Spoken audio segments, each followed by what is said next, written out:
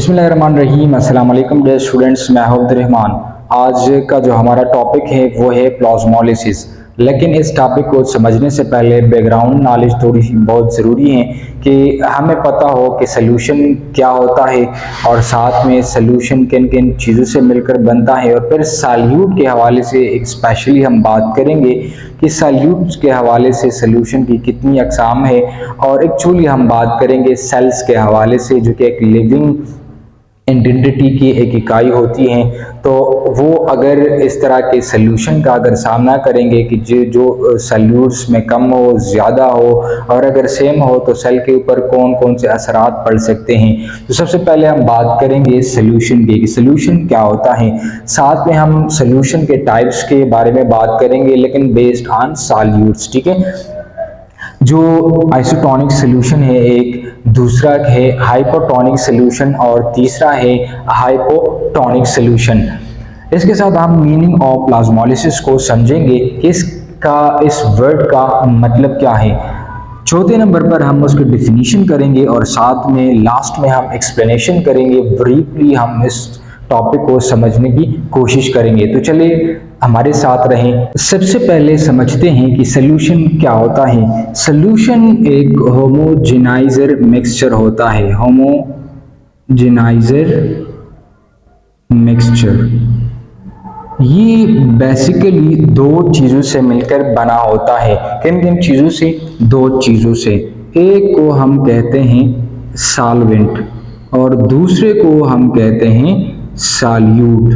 ये दो चीज़ें जब आपस में मिक्स हो जाते हैं, एक होमोजेनाइजर मिक्सचर बनाते हैं, तो इसको हम क्या बोलते हैं? इसको हम सॉल्यूशन बोलते हैं।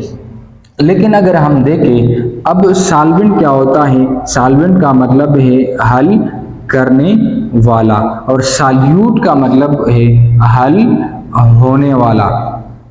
यानी ये वो कॉम्बिनेशन होती हैं कि जिसमें एक चीज हल करने वाला होता है दूसरे चीज को अपने अंदर, और सॉल्यूट क्या होता है? खुद हल होता है किसी दूसरे चीज में। तो अगर हम देखें तो ये जो सॉल्वेंट्स होते हैं उसके मोस्टली जो मॉलिक्यूल्स होते हैं वो छोटे होते हैं। Molecules are small in size.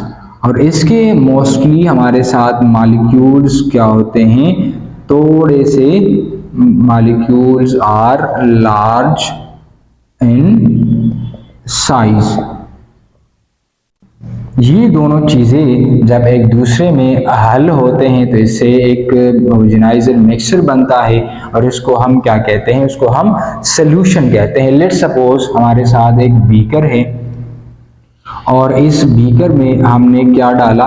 पानी को डाला। इसके बाद हमने क्या किया? ये हमारे साथ इसके अंदर क्या है? वाटर है। फिर हमने इसके अंदर NaCl डाला, सोडियम क्लोराइड को हमने डाला। तो इसके अंदर जब हमने सोडियम क्लोराइड को डाला तो ये सोडियम क्लोराइड इसके वाटर मॉलिक्यूल्स के अंदर हल होने लगी। तो यहाँ पर ये NaCl क्या है? ये एक सॉल्यूट है, क्योंकि ये क्या हुआ? हल हो गया किस में? सॉल्वेंट में। और यहाँ पर वाटर हमारे साथ इट इज अ सॉल्वेंट। यहाँ पर वाटर क्या है? सॉल्वेंट है और यहाँ पर सॉल्यूट क्या है? NaCl है। तो इन दोनों के मिक्सचर से होमोजेनाइजर एक मिक्सचर बनता है और इस मिक्सचर को सॉल्यूशन कहा जाता है। अब इस सॉल्यूट के बिना पर तीन तरह के सॉल्यूशंस हैं। एक हाइपरटोनिक सॉल्यूशन है, दूसरा आइसोटोनिक सॉल्यूशन है और तीसरा वो हाइपोटोनिक सॉल्यूशन है। पहले नंबर पर आइसोटोनिक सॉल्यूशन को समझते हैं। आइसोटोनिक सॉल्यूशन, आइसो का मतलब है सेम, आइसो का मतलब है सेम और टॉनिक का मतलब है सॉल्यूट और समथिंग, ठीक है। तो इसका मतलब ये है कि ये एक ऐसा सॉल्यूशन होता है कि जिसमें सॉल्यूट और सॉल्वेंट की मिकदार तकरीबन एक जैसे होते हैं। दूसरे नंबर पर हमारे साथ है हाइपोटोनिक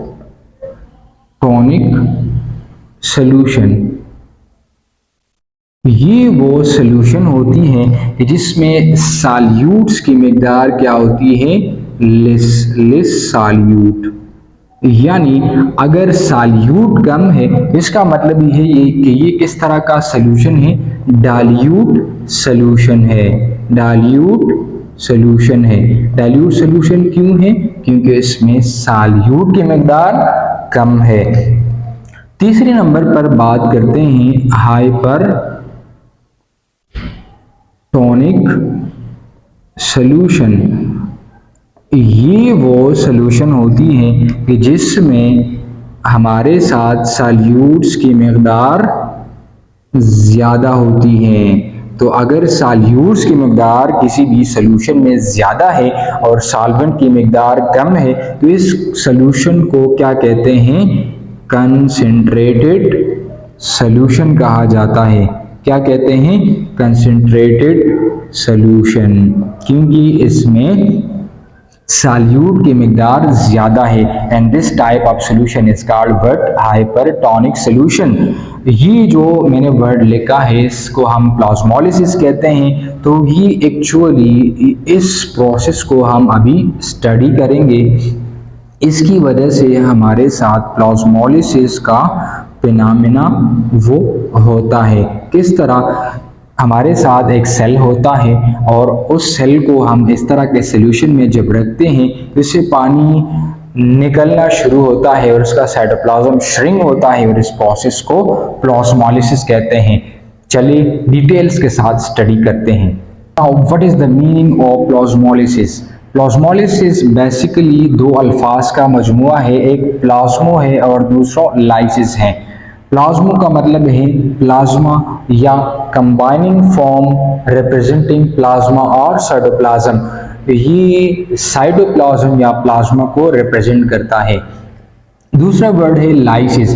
तो लाइसिस का मतलब होता है स्प्लिटिंग या ब्रेक डाउन या रप्चर ऑफ समथिंग, किसी भी चीज को तोड़ डालना, उसको छोटे छोटे हिस्सों में तकसीम करना, तो इसको क्या कहते हैं, इसको कहते हैं लाइसिस। अब डेफिनेशन करते हैं कि उसका डेफिनेशन किस तरह होगा। The shrinkage of protoplasm. Now what is protoplasm. Protoplasm कहते हैं साइटोप्लाज्म और सेल मेम्ब्रेन को कलेक्टिवली कहते हैं प्रोटोप्लाज्म। यानी part of cell except cell wall is called protoplasm. Due to exosmosis of water is called plasmolysis. Exosmosis का मतलब है removal of water, removal of water from the cell through osmosis। Osmosis के ज़रिए से पानी का निकल जाना सेल से, इसको हम कहते हैं, इसको एक्सोस्मोसिस कहते हैं और इस एक्सोस्मोसिस को प्लाज्मोलिसिस कहते हैं। श्रिंकेज का मतलब ये है पानी का निकल जाना और साइटोप्लाज्म का सिकुड़ जाना। अगर साइटोप्लाज्म सिकुड़ जाता है, एक्सोस्मोसिस होता है, तो इसमें से पानी का निकल जाना, this is called shrinkage of protoplasm and this whole process is called plasmolysis. ये किस तरह का होता है, मिसाल के तौर पर ये हमारे साथ एक सॉल्यूशन है, इस सॉल्यूशन के अंदर सॉल्यूट्स की मिकदार ज़्यादा है, it's having more solute। If solute is more, it means that it is concentrated, and this type of solution is called hypertonic solution, and hypertonic solution are concentrated solution। तो अगर इसके अंदर हम एक सेल को रख के, एक प्लांट सेल को रख के, तो बाहर जो है वो सॉल्यूट्स की मिकदार ज़्यादा है और सेल के अंदर लेस सॉल्यूट है। तो अगर सॉल्यूट कम है तो पानी की यही एक फितरत है कि वो लो सॉल्यूट वाली जगह से ज़्यादा सॉल्यूट वाली जगह की तरफ हरकत करते हैं, चूँकि इंटरनल इन्वायरमेंट में यहाँ पर सॉल्यूट कम है और एक्सटर्नल इन्वायरमेंट में इस बीकर के अंदर सॉल्यूट की मिकदार ज़्यादा है, तो पानी बजरिया एग्जॉस्मोसिस इस सेल से निकलने लगता है। और जब पानी निकलने लगता है तो इस प्रोसेस को एग्जॉस्मोसिस कहते हैं। इसी की वजह से श्रिंकेज और प्रोटोप्लाज्म वाक़या होता है, यानी साइटोप्लाज्म वो सिकुड़ जाता है और इस सिकुड़ने के अमल को प्लाज्मोलिसिस कहा जाता है। प्लाज्मोलिसिस का डेफिनेशन आप यूँ भी कर सकते हैं, the process of contraction of cytoplasm of the cell due to loss of water is called plasmolysis। जब साइटोप्लाज्म से पानी निकल जाता है और ये कंट्रैक्ट हो जाता है, सिकुड़ जाता है, this process is called plasmolysis. या अगर डेफिनेशन आपको मुश्किल लगे तो आप उसका और भी आसान डेफिनेशन कर सकते हैं। It is a process in which cell lose water in hypertonic solution।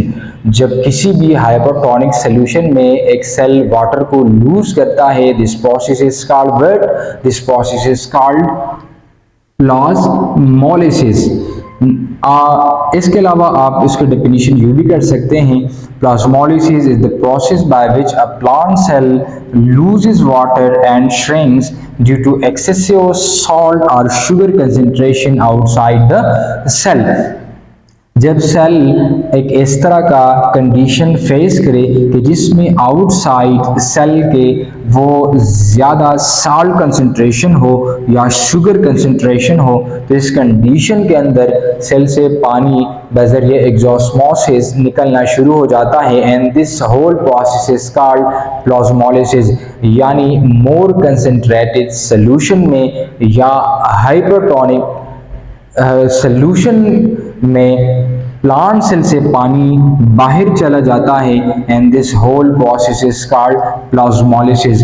तो इसमें आपको जो भी डेफिनेशन आसान लगे उसको याद करें और अपना कंसेप्ट क्लियर करके इसके ऊपर आप बहुत सारे पेपर के अंदर लिखाई को कर सकते हैं। प्लाज्मोलिसिस की एक्सप्लेनेशन करते हैं, थोड़ा सा इसको और एलाबोरेट करते हैं।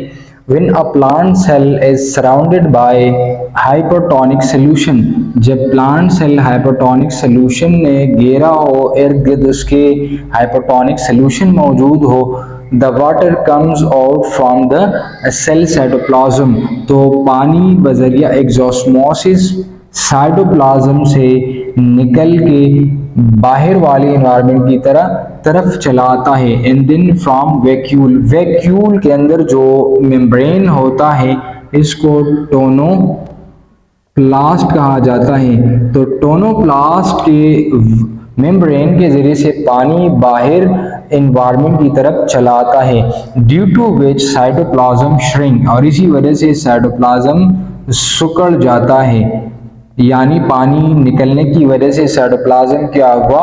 सिकुड़ गया। And push away from cytoplasm, और साइटोप्लाज्म से अलहदा हो गया। इस डायग्राम में आप देख सकते हैं ये हमारे साथ एक प्लांट सेल है जो कि इस सेल वॉल के ज़रिए से ये एक्सटर्नल इन्वायरमेंट से ये अलहदा है। तो अब यहाँ पर हमारे साथ दो तरह के इन्वायरमेंट्स हैं। एक ये वाला इन्वायरमेंट है, इसको कहते हैं एक्सटर्नल इन्वायरमेंट।